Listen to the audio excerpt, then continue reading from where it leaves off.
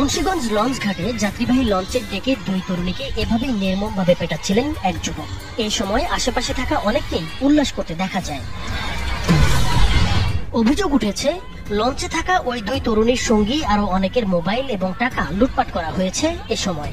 স্থানীয় সূত্র ও পুলিশের তথ্য অনুযায়ী বয়সী তরুণ একদল ছেলে মেয়ে নৌ ভ্রমণ ও পিকনিকের উদ্দেশ্যে লঞ্চটির অনেকগুলো কেবিন ভাড়া নেয়। তারা লঞ্চের ছাদে গান বাজনা ও নাচের আয়োজনও করে।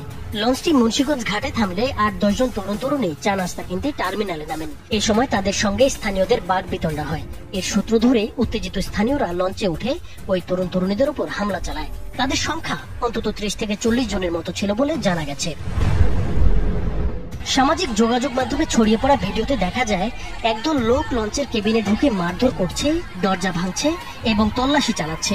এতে অন্তত ৬ জন আহত হয়েছেন। লঞ্চটিতে থাকা প্রায় ৩০০ সাধারণ যাত্রী ঘটনার শিকার না হলেও এরকম ভয়াবহ পরিস্থিতি দেখে তারা আতঙ্কিত হয়ে পড়েন। এ বিষয়ে মুন্সিগঞ্জ সদর থানার ভারপ্রাপ্ত কর্মকর্তা সাইফুল আলম বলেন, লঞ্চ থেকে কিছু যাত্রী নেমে নাস্তা কিনতে গেলে স্থানীয়রা তাদের মাদকসেবী মনে করে সন্দেহ প্রকাশ করে। এক পর্যায়ে উত্তেজিত জনতা লঞ্চে উঠে হামলা চালায়। খবর পেয়ে পুলিশ গিয়ে পরিস্থিতি শান্ত করে। কথাবার্তা অসংলগ্ন এবং তাদেরকে মাদকসেবী মর্মে সন্দেহ হয় স্থানীয় লোকজন তাদেরকে চ্যালেঞ্জ করে। ওই সময়ের আরেকটি ভিডিও সামাজিক মাধ্যমে ছড়িয়ে পড়লে ভিডিওতে দেখা যায় ২ জন তরুণীকে লাঠি জাতীয় কিছু একটা দিয়ে উপর্যুপরি আঘাত করছেন এক যুবক। নেহাল আহমেদ জিহাদ নামের ওই যুবক মুন্সিগঞ্জের বাসিন্দা।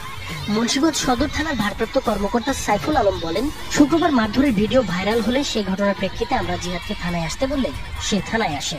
ঘটনার বিষয়ে জিহাদ বলেন, স্থানীয়রা তাদের আচরণ ও পোশাক দেখে ক্ষিপ্ত হয়ে ওঠে। আমি ভাই হিসেবে তাদের শাসন করেছি, যা করা ঠিক হয়নি। তবে আমি এমনটা না করলে তরুণীরা আরো হেনস্থা হতে পারত।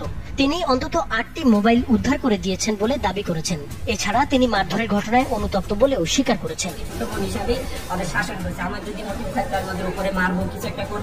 মুক্তারপুর নৌ পুলিশের ইনচার্জ মোহাম্মদ আতউর রহমান বলেন, আমরা থানা পুলিশের সঙ্গে ঘটনাস্থলে ছিলাম।